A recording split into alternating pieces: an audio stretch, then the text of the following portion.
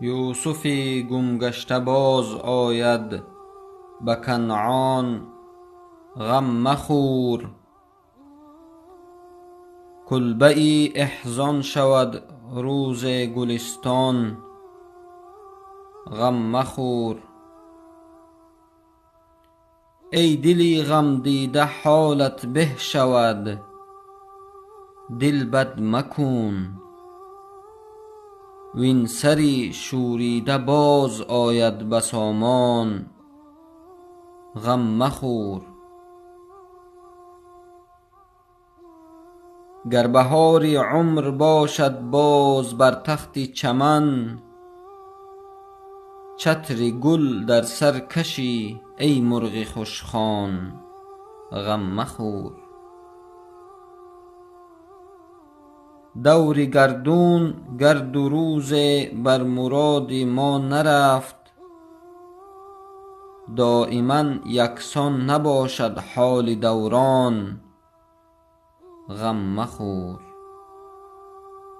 هان مشو نومید چون واقف نی از سر غیب، باشد اندر پرده بازی های پنهان، غم مخور.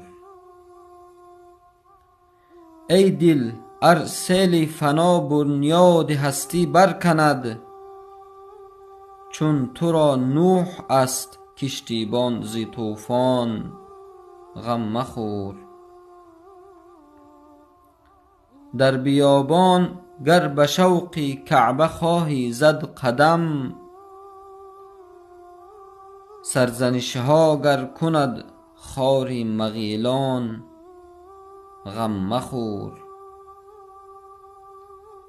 گرچه منزل بس خطرناک است و مقصد بس بعید،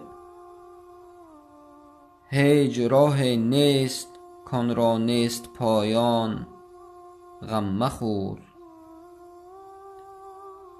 حال ما در فرقت جانان و ابرام رقیب، جمله می داند خدای حال گردان، غم مخور. حافظا در کنج فقر و خلوت شبهای تار،